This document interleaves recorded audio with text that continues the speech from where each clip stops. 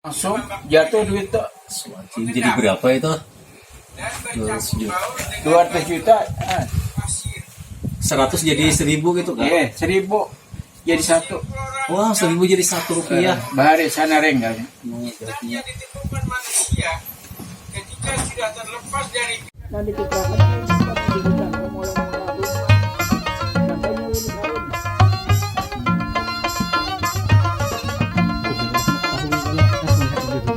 jadi apa orang itu kan tanda tanya jadinya udah menduga-duga gitu loh cari tahu nonton.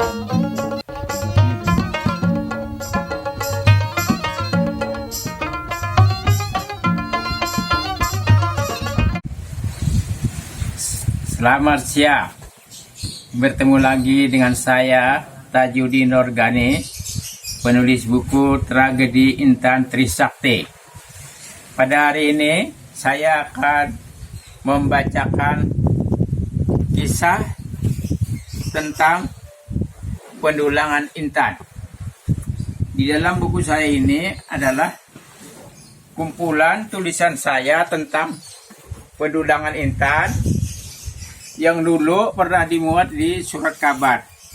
Kemudian saya kumpulkan kembali tulisan-tulisan yang satu tema menjadi satu buku, judulnya Tragedi Intan Trisakti. Judul Tragedi Intan Trisakti itu adalah tulisan utama di dalam buku ini. Pada kesempatan siang ini, saya akan membicarakan tentang sejarah eksploitasi Intan di Kalimantan Selatan. Proses pembentukan Intan pada mulanya terjadi jauh di dasar perut bumi sana.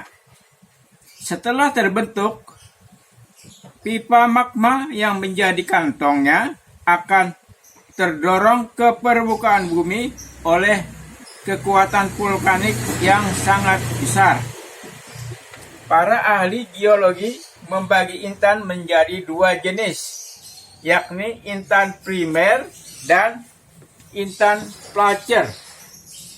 Intan primer adalah Intan yang ditemukan manusia ketika masih berada di dalam kantong pipa magmanya. Para geolog menyebutnya pipa Kimberley. Karena masih berada di dalam kantong pipa magmanya, maka butiran Intan primer biasanya ditemukan dalam jumlah banyak di satu lokasi yang sama, artinya mencapai jumlah ribuan butir. Galibnya, setelah beberapa lama berada di atas permukaan bumi, pipa magma yang menjadi kantong ribuan butir Intan dalam berbagai ukuran itu akan lapuk.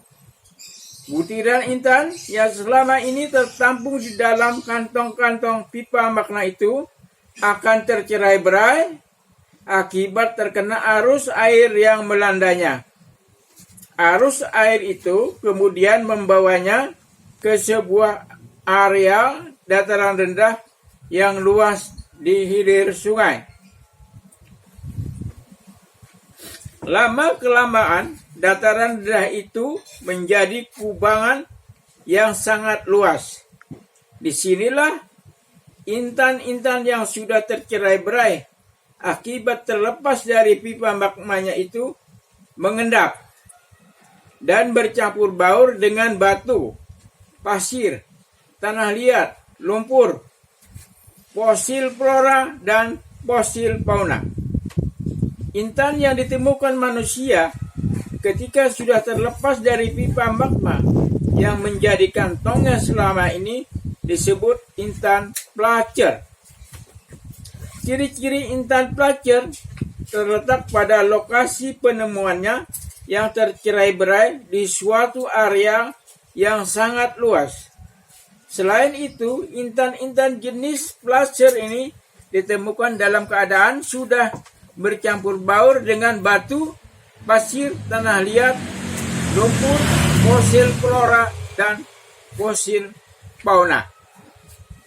Sisa-sisa bekas pecahan pipa magma yang sudah lapuk juga ikut terbawa arus air ke dataran rendah yang menjadi area endapan yang sama dengan butiran intan di hilir sungai.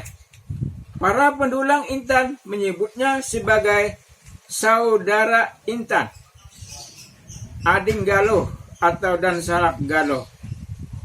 Sisa-sisa bekas pipa magma yang sudah lapuk itu sangat beragam jenisnya, antara lain ati manuk, jaspis, batu hidup, kuat, batu paku, perit, batu raut, roll quartz, puya, agate, dan tatimahan, korandom, diaspora. Di kalangan pendulang intan di Kalsel, sisa-sisa bekas pipa magma yang ditemukan ketika sedang mencuci batu dulangan merupakan pertanda baik.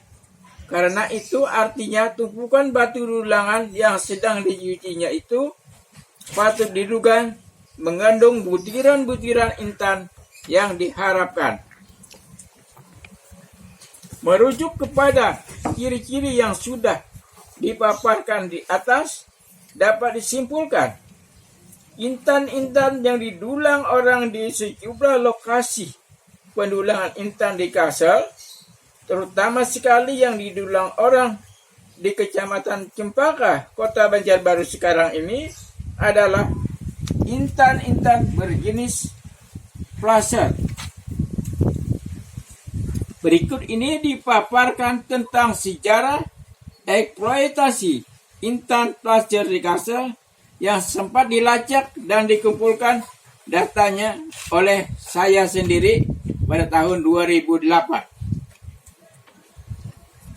Abad ke-9 sampai ke-10. Pada abad ke-9 ke-10 tahun pastinya belum diketahui, intan sudah mulai dieksploitasi di wilayah kerajaan Nansarunai.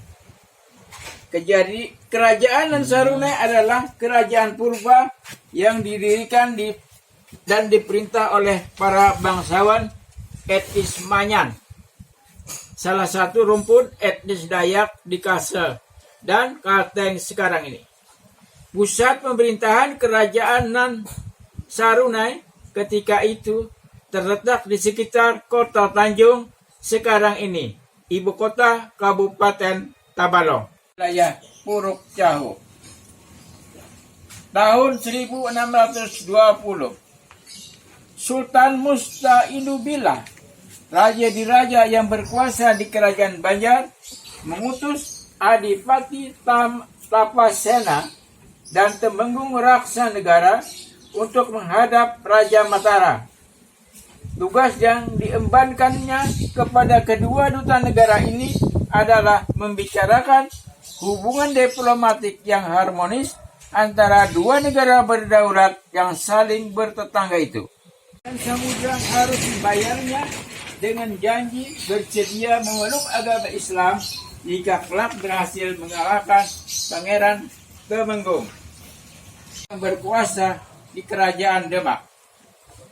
Hadiah diberikan oleh Pangeran Samudra sebagai upaya untuk membuka pembicaraan diplomatik perihal permintaan bantuan pasukan perang kepada Sultan Trenggono. Ketika itu, Pangeran Samudra tengah terlibat perang saudara melawan pamannya Pangeran Temenggung yang ketika itu berkuasa sebagai raja diraja di kerajaan negara Daha.